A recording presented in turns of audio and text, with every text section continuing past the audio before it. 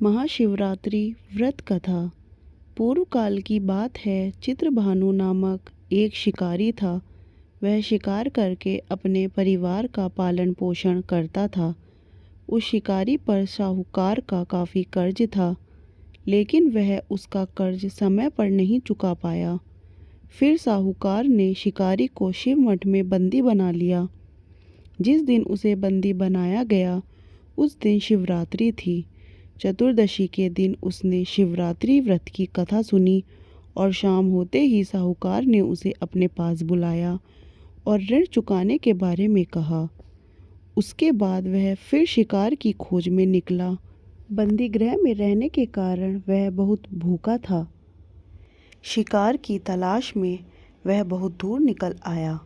अंधेरा होने पर उसने जंगल में ही रात बिताने का फैसला किया और एक पेड़ पर चढ़ गया। उस पेड़ के नीचे शिवलिंग था जो बेलपत्र के पत्तों से ढका हुआ था। शिकारी को उसके बारे में जानकारी नहीं थी। पेड़ पर चढ़ते समय उसने जो टहनियाँ तोड़ी वह शिवलिंग पर गिरती रहीं। इस तरह से भूखे प्यासे रहकर शिकारी का शिवरात्रि का व्रत हो गया और शिवलिंग पर बेलपत्र भी चढ़ गए। रात के समय एक हिरनी पानी पीने तालाब पर आई। शिकारी जैसे ही उसका शिकार करने जा रहा था, तभी हिरनी बोली, मैं गर्भवती हूँ, शीघ्र ही प्रसव करूँगी। तुम एक साथ 2 जीवों की हत्या करोगे। मैं बच्चे को जन्म देकर तुरंत तुम्हारे सामने आ जाऊँगी, तब मुझे मार लेना। शिकारी ने हिरनी को जाने दिया। इस दौरान अनजाने में कुछ बेलपत्र शिवलिंग पर गिर गए। इस तरह उसने अनजाने में प्रथम प्रहर की पूजा भी संपन्न कर ली। कुछ देर बाद एक हिरनी उधर से निकली। जैसे ही शिकारी उसे मारने के लिए धनुष बाण चढ़ाया तो हिरनी ने विनम्रतापूर्वक निवेदन किया, हे शिकारी, मैं थोड़ी देर पहले ही ऋतु से निवृत्त हुई हूँ। कामातुर विरहिणी हूँ, अपने प्रिय की तलाश में हूँ। अपने पति से मिलकर मैं तुम्हारे पास आ जाऊंगी। शिकारी ने उसे भी जाने दिया। रात का आखिरी पहर बीत रहा था, तब भी कुछ बेलपत्र शिवलिंग पर जा गिरे। ऐसे में शिकारी ने अनजाने में ही अंतिम पहर की पूजा भी कर ली।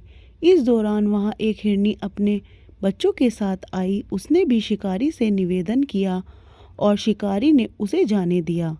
इसके बाद शिकारी के सामने एक हिरण आया। शिकारी ने सोचा, अब तो मैं इसे यहाँ से नहीं जाने दूंगा, इसका शिकार करूँगा। तब हिरनी ने उससे निवेदन किया कि मुझे कुछ समय के लिए जीवन दान दे दो। शिकारी ने पूरी रात की घटना उस हिरण को सुना दी।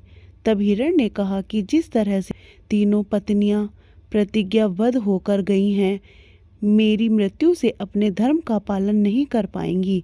जैसे तुमने उन्हें विश्वपात्र मानकर छोड़ा है, मुझे भी जाने दो। मैं उन सबके साथ तुम्हारे सामने शीघ्र ही उपस्थित होता हूँ। शिकारी ने उसे भी जाने दिया। इस तरह सुबह हो गई। उपवास, रात्रि जागरण और शिवलिंग पर बेलपत्र चढ़ाने से अनजान में ही शिवरात्रि की पूजा पूर्ण हो गई। लेकिन अनजाने में हुई पूजा का परिणाम उसे तत्काल मिला। थोड़ी देर बाद हिरण और उसका परिवार शिकारी के सामने आ गया। उन सभी को देखकर शिकारी को बहुत ग्लानि हुई और उसने पूरे परिवार को जीवन दान दे दिया। अनजाने में शिवरात्रि व्रत का पालन करने पर भी शिकारी को मोक्ष की प्राप्ति हुई। जब मृत्यु काल में यमदूत जीव को ले जाने आए तो शिवगणों ने उन्हें वापस भेज दिया और उसे शिवलोक ले गए। शिवजी की कृपा से चित्रभानु अपने पिछले जन्म को याद रख पाए। शिवरात्रि के महत्व को जानकर उसका अगले जन्म में भी पालन कर पाए।